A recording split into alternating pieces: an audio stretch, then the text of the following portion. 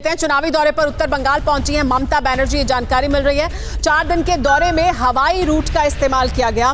हवाई रूट से जाने पर राजनीतिक गलियारे में चर्चाएं भी हैं। बीजेपी के बढ़ते जनाधार से सड़क रूट से नहीं गई, ऐसा कह रहे हैं विरोधी और आरोप लगा रहे हैं। उत्तर बंगाल में बीजेपी का लगातार बढ़ रहा है वर्चस्व, ये आरोप भी लगाया जा रहा है।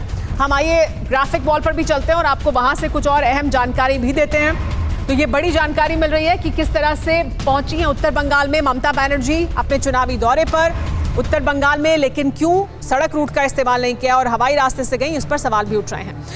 लेकिन ममता बनर्जी के लिए मुश्किल क्या हो सकती है? ममता बनर्जी का 10 साल से एक छत्र राज है पश्चिम बंगाल में। ममता बनर्जी सड़क से उठकर अपनी राजनीति को आगे बढ़ाया उन्होंने पश्चिम बंगाल में और कब्जा किया है, लेफ्ट के गढ़ को ध्वस्त किया। लेकिन अब उनकी राह में किस तरह के रोड़े हैं, उनके सामने कौन है जो उन्हें चुनौती दे रहा है और जो चुनावी राजनीति है पश्चिम बंगाल की उसे प्रभावित कर रहा है। तो देखिए क्या है, किस तरह से पश्चिम बंगाल में सेंट्रल फोर्स को लेकर भी विवाद हो रहा है। 3 दिन के दौरे पर सभी जिले के डीएम से मिलेंगी। उपचुनाव आयुक्त ने हिंसक वारदात की सूची मांगी है। किस तरह से दीदी की मुश्किल में बड़ी जो भूमिका है उसमें कैलाश विजयवर्गीय भी मौजूद हैं, उसमें गवर्नर धनखड़ भी मौजूद हैं, वो भी रिपोर्ट भेज चुके हैं। और अब उपचुनाव आयुक्त भी बंगाल क्यों जा रहे हैं, इस पर भी सवाल है। तो ये तमाम लोग हैं जो जा रहे हैं पश्चिम बंगाल और जानकारी मिलेगी जब उपचुनाव आयुक्त यहाँ जाएंगे तो हिंसक वारदात की सूची मांगेंगे।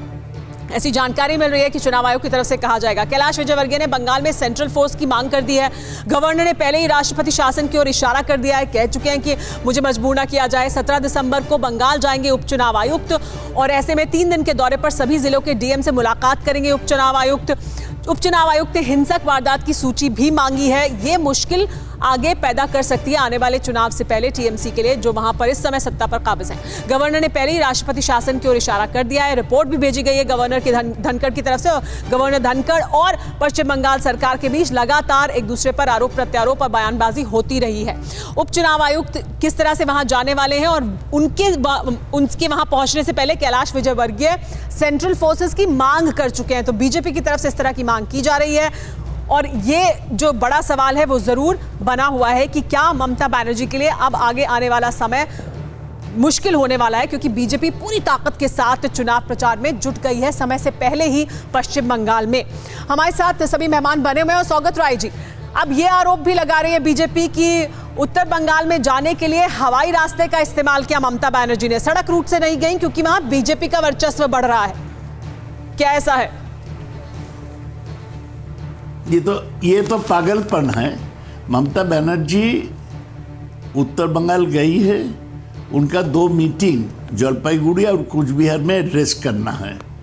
वो हवाई कलकत्ता से उत्तर बंगाल 700 किलोमीटर है।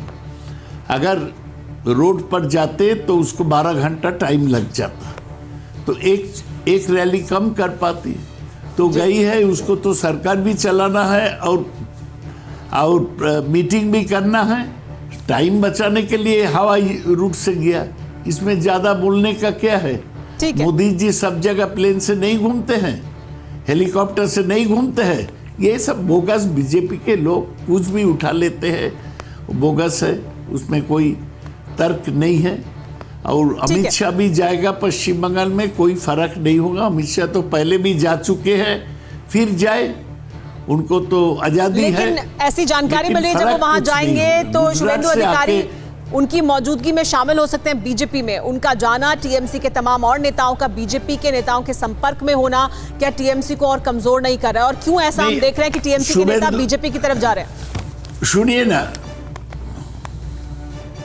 नहीं, शुभेंदु अधिकारी हमारे पार्टी में थे, लेकिन वो कुछ दिन से पार्टी से अलग रह चुका है। अगर वो जाता है तो क्या फर्क पड़ेगा, क्योंकि हम उसको रखने का कोशिश किया। अगर वो जाते हैं तो उसको आज़ादी है, वो जाए, देखा जाए कि कैसा होता है। बंगाल में टीएमसी का जो कोर है वो ममता बनर्जी के साथ है। इधर उधर जो एम्बिशियस यंग मैन बीजेपी का कुछ दे रहे, बीजेपी उसका लालच में चले जाते हैं, हम क्या कर सकते हैं? ठीक है, जॉन बार्ला जी, बीजेपी क्या दे रही है जिसके लालच में चले जाते हैं कुछ एम्बिशियस लोग टीएमसी से निकलकर? क्या इसी वजह से आ रहे हैं आपके पास लोग? देखिए, मैं और एक इससे आपका सवाल करने के पहले उसका जवाब देने के पहले मैं कुछ बात आपको बताना चाहता हूं, मैं आपका चैनल के माध्यम से बताना चाहता और स्वागत दादा को भी बताना चाहता हूं कि आज मैं जिस क्षेत्र में रहता हूं, बांग्लादेश बॉर्डर है, बांग्लादेश बॉर्डर है, आप नेपाल बॉर्डर है, भूटान बॉर्डर है, और इधर तूफानगंज है, कुछ बिहार है डिस्ट्रिक्ट। ये 4 डिस्ट्रिक्ट है हमारा, जलपाईगुड़ी, दार्जिलिंग डिस्ट्रिक्ट और अलीपुर डिस्ट्रिक्ट और कुछ बिहार डिस्ट्रिक्ट। इस इलाका में आप जाइए, रेल लाइन में जितना भी बसोबास करने वाला बांग्लादेशी और रोहिंग्या है, और हाई रोड में अभी भी आप इस छोर से लाइए, अब असम बॉर्डर से लेके आप नेपाल बॉर्डर तक जाइए, नेपाल बॉर्डर से जाइए भूटान बॉर्डर तक जाइए, जयगांव एरिया में जाइए जहां फुलचिलिंग नाम से जाना जाता है, उस फुलचिलिंग में अभी भी वहां पर बांग्लादेशी सब अभी भी बस रहा है। वहां रोहिंग्या वाला सब अभी बसा के रख गया। ऐसा माहौल है, ऐसा एक गांव है जहां पर केवल बांग्लादेशी सब रहते हैं। वहां पर ऐसे कुछ जगह है नहीं तो जॉन बारला जी